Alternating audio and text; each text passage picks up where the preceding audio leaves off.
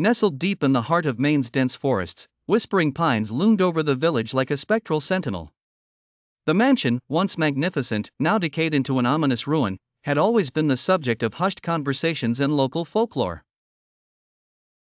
Legend had it that the spirits of the McAllister family, the original occupants, still haunted its halls. But it wasn't until young Eliza turned up at the village, determined and resolute, that the whispers turned into frightened pleas for her to stay away. Eliza was an ambitious journalist, drawn to the allure of the macabre. She had heard about Whispering Pines from an old article and was convinced that unveiling the truth behind the legends would be her ticket to fame. Despite the villagers' warnings, she packed her bags and made her way to the forlorn mansion. The air grew colder as she approached Whispering Pines. The trees seemed to lean in, their skeletal branches clawing at the sky, as if trying to warn her. She parked her car before the rusty gates, their creaking hinges groaning in protest as she pushed them open. Eliza felt a chill run down her spine but shook it off, attributing it to the evening's cool breeze. Stepping inside was like stepping into another world. The air was thick, laden with the scent of mildew and decay. Broken furniture and shattered glass littered the hallway, echoing tales of a violent past. Yet, the most unsettling part was the silence, the kind that pressed against your ears and made your heart race.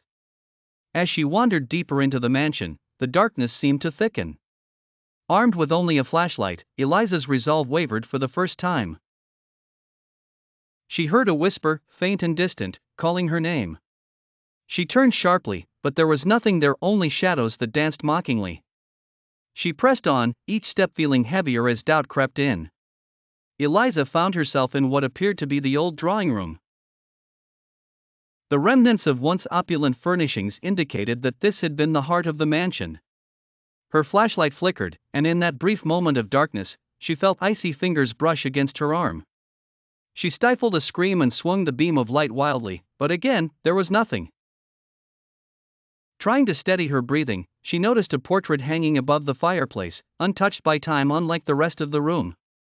The eyes of the painted woman seemed to follow her, filled with sorrow and a warning she couldn't decipher. As she studied the painting, Eliza heard footsteps, soft, almost hesitant, as if someone or something was making its way toward her. Panic surged, and she spun around, her flashlight illuminating the face of a little girl standing at the threshold, her eyes hollow and filled with tears. Eliza's voice trembled as she asked who the girl was. The girl simply pointed to the portrait and whispered, "Save us." With that, she vanished into thin air. Eliza's resolve returned. Perhaps she could finally uncover the mansion's secrets and bring peace to its tormented souls. She rummaged through the debris, uncovering an old diary buried beneath the rubble. It belonged to Eleanor McAllister, the woman in the portrait. The diary's pages revealed a chilling history. Eleanor's family had been victims of a terrible curse laid upon them by a spurned lover. Each generation was doomed to suffer until someone could uncover the truth and break the curse. Determined, Eliza followed the clues Eleanor had left in the diary. They led her to the basement, a place of unspeakable darkness. She felt the temperature drop drastically as she descended. Her flashlight dimmed, almost as if the surrounding darkness was swallowing the light.